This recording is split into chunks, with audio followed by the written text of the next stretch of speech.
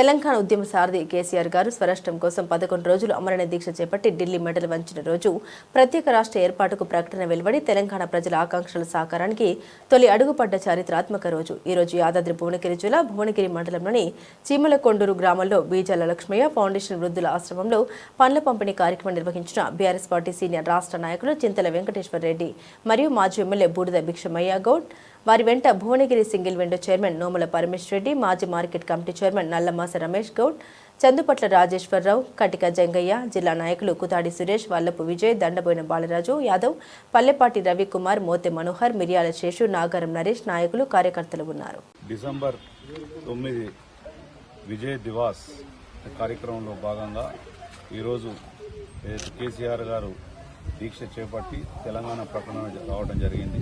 ఇది ఒక గొప్ప దినం. డిసెంబర్ 9 అనేది ఒక గొప్ప దినం తెలంగాణ ప్రాంత ప్రజలందరికీ కూడా. మేమందరం కూడా ఒకటే కోరినాం, తెలంగాణ రావాలని చెప్పి అందరం కోరుకున్నాం. కేసీఆర్ గారి దీక్షతో ఈరోజు ప్రకటన వచ్చడం జరిగింది. వచ్చిన తర్వాత మనకు తెలంగాణ రావడం జరిగింది. తెలంగాణ వచ్చిన తర్వాత 10 సంవత్సరాలు ముఖ్యమంత్రిగా దేశంలోనే మొట్టమొదటి స్థానాన్ని తీసుకొచ్చిన కేసీఆర్ గారి నాయకత్వంలో బ్రహ్మాండంగా తెలంగాణ అభివృద్ధి చెందే దశలో కొన్ని కల్లుబొల్లి మాటలు చెప్పి కాంగ్రెస్ నాయకులు కానీ రేవంత్ రెడ్డి ప్రభుత్వం రావడం జరిగింది. ఎప్పుడైతే రేవంత్ ప్రభుత్వం వచ్చిన ఈ 2 సంవత్సరాల్లో నెంబర్ 1 ఉన్న రాష్ట్రాన్ని ఇలా దేశంలో 25వ రాష్ట్రాన్ని తీసుకుపోయిండు. చాలా దురదృష్టకరం.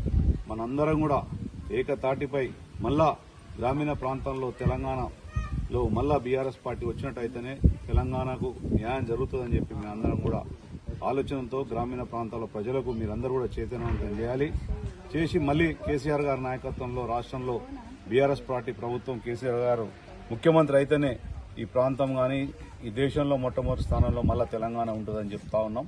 మీరందరూ కూడా దీనికి సహకరించాలి. అందరూ కూడా ఈ రోజును మర్చిపోవద్దు. రాబోయే రోజుల్లో తరంలో డిసెంబర్ 9 అనేది ప్రజలకు కూడా తెలియజేస్తానికి భవిష్యత్తులో చిన్నపిల్లలు కానించి పాఠ్య పుస్తకాల్లో పెట్టాలని చెప్పి నేను ఆశాభావం వ్యక్తం చేస్తా ఉన్నాను. జై తెలంగాణ.